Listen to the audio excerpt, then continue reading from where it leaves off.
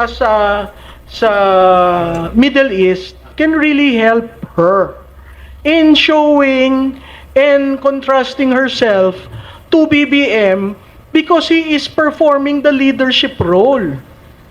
Sinong unang naglabas na tungkol sa mag-ingat po kayo, ito po ang ating susundin? Hindi ba siya? Si Presidente, anong sinabi niya? Parang reporter, may gera na ho. Pag-aaralan ho natin kung anong ating gagawin. Hindi niya ngayon magamit ang BFF ko. Paano ka gagamit ng spokes tungkol sa gera? Ang default niya, Duterte. Sige nga, patayuin mo yun sa stage at sabihin, dito po tayo tatawag, ito po ang OWA lines, ito ang DFA. Hindi maniniwala. Bakit? Kasi ginamit mo sa politika ang spokes mo. So, sino ang journalist ngayon? Si BBM. Siya parati ang report ng report. Imaginein mo ang presidente magsabi, tataas po ang gasolina ng 80 pesos. Sabi ko, ano ito, suicide. Ulitin mo lang yun ng ulitin, di ba? Sa kampanya, ulitin mo lang ng ulitin yung 20 bigas. Yung 80 pesos per liter. Sabi ko, mahina ito. So, yun yung problema. And it's all communication. Even if you have a very good English-sounding, British English, whatever, compared to PRR, this expletive, nagmumura. Sabi nga ni Kaufman mahilig siya magmura. Pero hindi ibig sabihin, yung pagmumura niya, yun yung policy. Believe nga ako kay Kaufman, naintindihan niya yung psyche ng Pilipino. Nung ine-explain niya yung opening niya. Ang galing. Akala ko hindi niya maiintindihan si PRRD kasi nga, sa isang sentence, puros mura. So, yung gerahong yan napakahalaga kasi it will show to everyone how Inday is a leader. So, nakakatatlo na siyang video on yung gera, kung anong gagawin. So, makikita po nyo. Next slide, please. Next slide, please. I will jump. 5 days from basic Iran versus US and Israel. It is now Indian Ocean. Sa Indian Ocean may namatay na Sri Lankan vessel. Saan ho ang Sri Lanka? Hindi ho ba malapit na sa atin? Next slide please. At makikita mo, nagsarado ang Strait of Hormuz, ang Sri Lanka nandyan. Anong impact? Next slide please. Yan po yung impact sa atin. Okay? So, nandyan na po yung Asia Pacific, ng global trade. Anong impact sa Pilipinas? Next slide please. So makikita na, can you go before that one? 1.5 to 2 million OFWs. Okay? Sa Middle East. Sino hong nanalo noong 2025? Hindi ho ba yung sinuportahan ni Duterte? Basta tatandaan nyo ang OFW, baluarte ni Inday. Ang military, baluarte ni Inday. Sa absentee voting. Di ba? Ang journalist, sabi ko one time kay Jessica, akala ko ba ayaw niyo sa kanya? Hindi, parang maraming may gusto. Baka lahat ng cameraman sa kanya. So, makikita mo yung divide, ha? Yung anti-elite. Ang Duterte kasi has been viewed as an outlier. Anti-elite. Anti-oligarch. Kaya nga sabi ko kay BP, ma'am, wala ho tayong pondo. Di, dadating yan. Sabi ko, ang barometro ko ho, pag may oligarch na tumaya, okay. Di ma'am, lumalambot na. Ganon. Parang hindi ako sanay na nagpapatakbo ng kampanya na walang pera. Tapos, nung nakita ko kayo, 16 years kayo, talagang voluntary at ang message niya, volunteer, na nagsama-sama kayo nung time na yon. Napakahirap po para sa akin na maintindihan yon kasi you make certain decisions because of your belief and support and probably love of the candidate. So yun ang what makes you different. Noong 2025 20 billion ang sa alyansa na pondo. Nawala ho yung 20 billion, ang tanggap lang ni Toby Chanco 6 billion. Saan napunta yung 14 billion na kay BBM? Okay? So, hindi ko ho maintindihan Kung sa governance at sa politika, bakit ba ganun kayong katakaw? Hindi mo naman yan madadala sa libingan. Oh, sana man lang kung makita nagbigay sa bawat, kaya nga ho ako ang advocacy ko yung giving X amount of budget to every Filipino. Para lahat. Hindi yung iilan lang. So makikita po natin dyan, yung oil inflation is an issue. Papasok na po tayo sa 80 pesos per barrel. Yung remittance, hindi ho ba? In-announce ni journalist BBM. Yung impact ng remittance, doon na naman siya sa pera nakatingin. Hindi doon sa serbisyo, no? Oh, tapos may dumating na. Claim nila na sila daw ang nagparating nitong repatriation. Hello, UAE ho yun. Yun ang hari ng UAE ang nagsabi, sige, libre kayo sa sasakyan kung gusto nyong umuwi sa Pilipinas. Nakipag-usap ba sa presidente? Huh? Pupunta siya ngayon sa March 8, pupunta siya sa New York. Magsasalita siya sa Women's Conference. Women's. Kailan ba naging advocacy niya ang kababaihan? Diba? Sa New York yun. At sabi niya, he will lead the peace process. Hello? Peace process ng US, Israel at Iran? Paano ka magpi-peace process? May 9 EDCA sites ka dito. At kung titingnan nyo ho, ang west side ng Pilipinas, ang West Seaboard, lahat ho yan, may may EDCA pero may isang machine na ginagamit. Basta may protect pa. Kumbaga, front base tayo ng Amerikano. Kung sino ho ang taga Batanes sa inyo, ang ganda-ganda ng Batanes, ngayon, Garrison State. Ang hitsura. Yaan si BBM. Okay? Tapos, of course, the peso and markets. Pag tumaas ang gasolina, may sinasabi pa siya doon sa explanation niya, it will take a certain time before we realize it because it has to undergo certain, gumaganon pa siya. Hindi ko naman masabi, Monday tataas, 80 to a liter. It will not be impacted immediately. Sabi ko, ano kayang economics nito? Sino nagpadala ng link na yon sa akin? Ang kapatid niya, si Senator Amy. Sabi ko, oy, ano mo itong sinasabi ng kapatid mo? Sabi niya, nag-hallucinate. Okay. And of course, the security exposure because of our pivot to the US. So anong impact niyan sa 2028 presidential race? Foreign policy will be a fault line. Number 2, OFW welfare will be a campaign issue. Kahit tanggapin natin yan, kung wala naman ng trabaho, walang sweldo, ang presyo ng bilihin ay tataas. Ano ang gagawin ni President? Sasabihin niya, paano ba tayo ano yung parati niya, paano ba tayo nang ganito? Parang hindi ko masabi, hello? Di ba? Oo, anong gagawin natin? Parang, kasi siya, ang tingin ko sa kanya, nung naging presidente na, okay na siya. Na-accomplish na niya yung kanyang lifelong dream. After nun, it's all down the hill. Okay? And of course, the economic pain, sa kanya yun. Magpo-problema, reflection of you. Sabi ko nga minsan kay BP, wag na kayo magbigay ng ano. Ano ka naman magbibigay tayo ng options. Sabi ko, bayaan mo siya, bakit ikaw ang susulba? So, incumbent vulnerability. Ang 2028 ho is an anti-incumbency campaign. Ang taong bayan galit. Okay? Pumunta kayo doon, kandidato ka, tatayo ka sa stage, sasabihin mo, ako po ay hindi corrupt. Hindi ba mag-aalisan niyo lahat ng mga tao nasa harap? Lalong-lalo na, pagtingin nila, ano nangyari sa tulay? Walang tulay.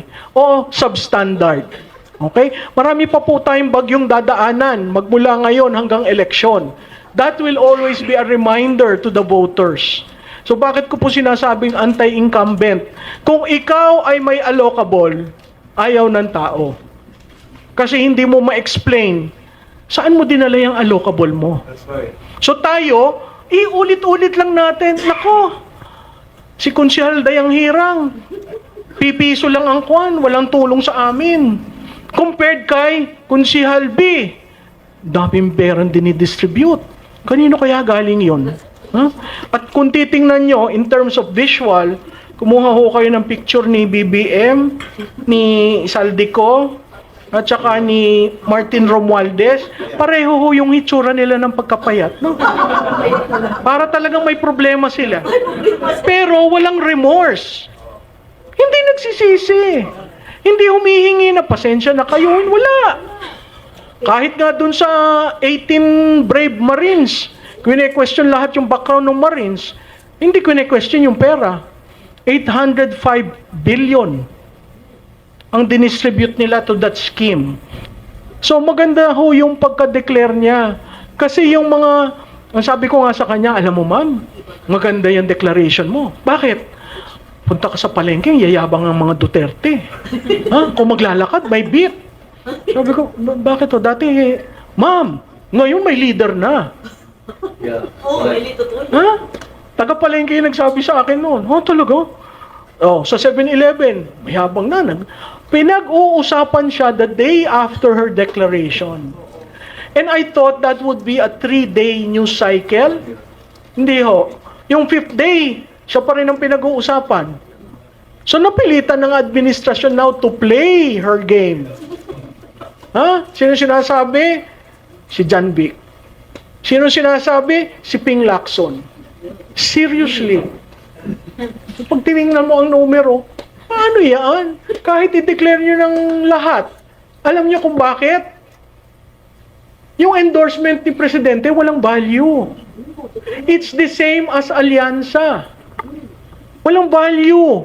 Pero mo 20 billion, sabi ko nga kay Toby, wow, grabe naman ang pondo nyo. Oh, tapos sabi niya, Malu, ang bumabalan 6B. Huh? Ano nangyari doon sa iba? Diba?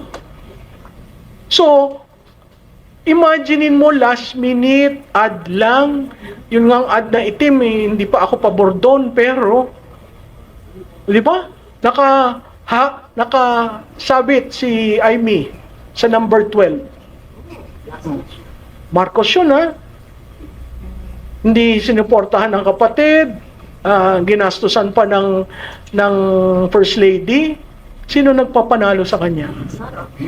Di ba? So, yun pa lang, medyo unorthodox, pero she was able to prove to anyone. Suntay, that congressman won by 200 or 300 votes against Rillo. And it was because of her rally. No. Tuwan-tuwa ako sana si Benny Abante talo eh. Kasi yung tumatakbo, sabi ko, sir, paano ka naging hindi Pilipino? Oo nga, ma'am, mahina ang iyong lawyer. Kung minsan nasa election lawyer yun eh. So, natalo siya doon. Yung isa pa na mayabang, na dating konsehal rin ng Manila, si Chua. Si Chua. So, matatandaan ho natin yan at matatandaan rin natin sa dating na 2028. Kasi katulad ng sinabi ko at natutunan ko in the past 23 years, all politics is local.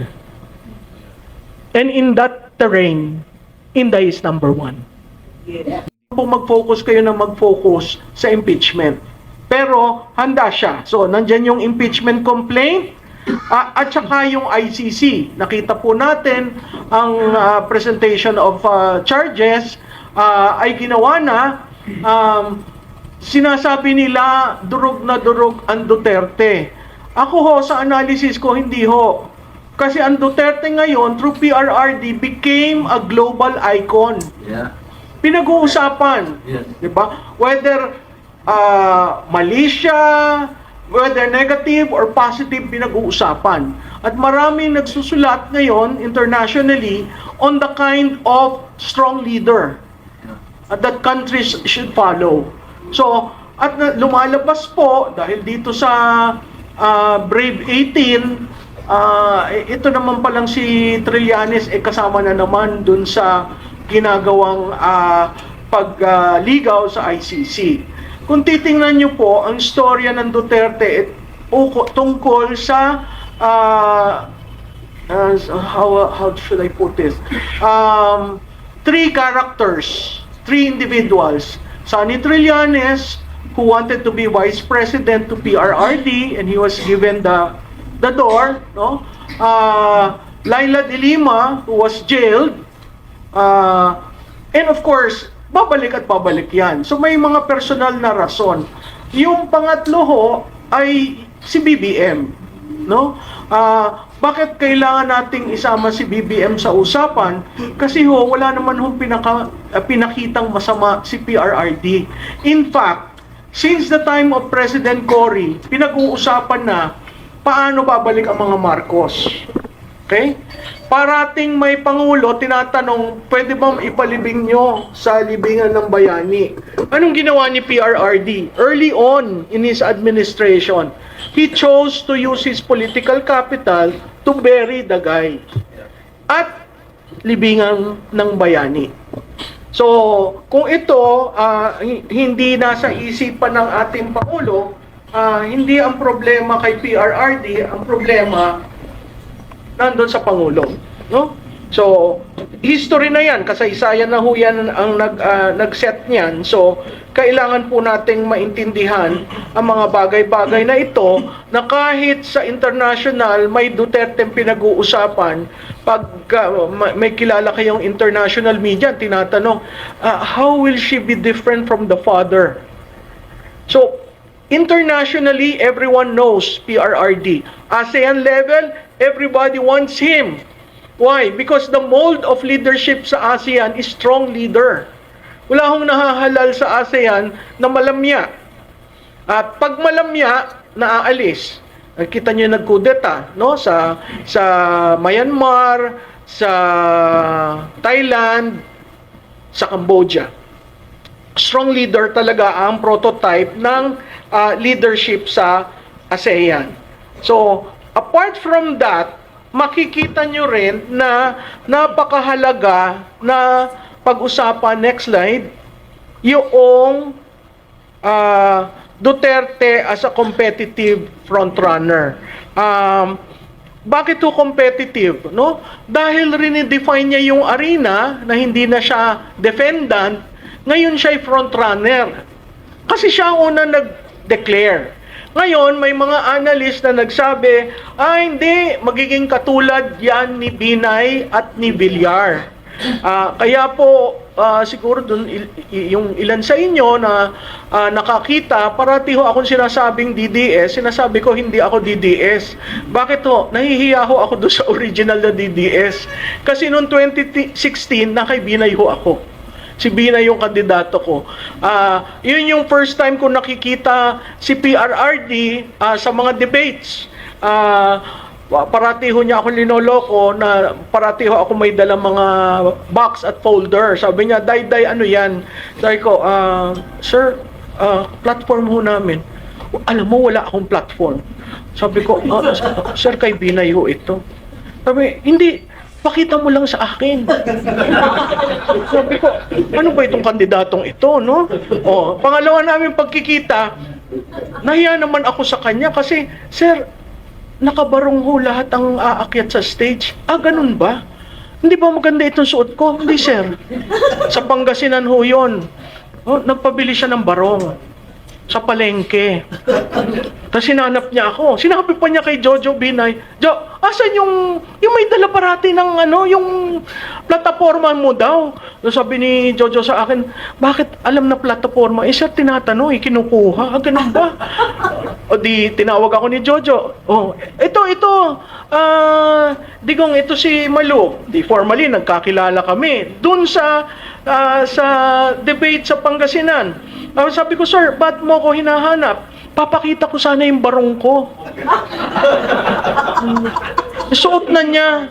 Tapos sabi ko, sir, parang kita ko yung kamisa chino nyo. Ay, hindi ba ito maganda?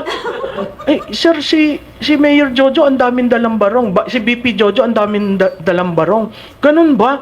Bakit ho? Kasi yung barong niya, lampas, mahaba, tapos yung t-shirt niya, di ba, pag sa barong, nakikita.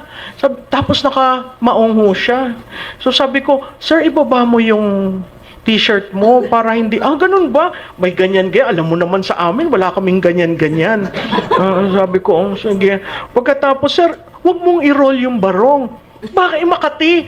Kasi sir, cheap yung binili mo. Hindi ba kakatihin ka kung galing sa palengke? So sabi ko, pero nakabarong ako ha? Oo, sir, pero hindi, parang okay na yan. Basta nakabarong ako. Sige. Ang malala, yun sa kabila. Yung sinasabing kain suka at nagagalit ang mga kaibigan ko sa liberal, maluwag mo naman kaming tawaging kain suka. Ay bakit sa usapin ng korupsyon ayaw niyong tumindig?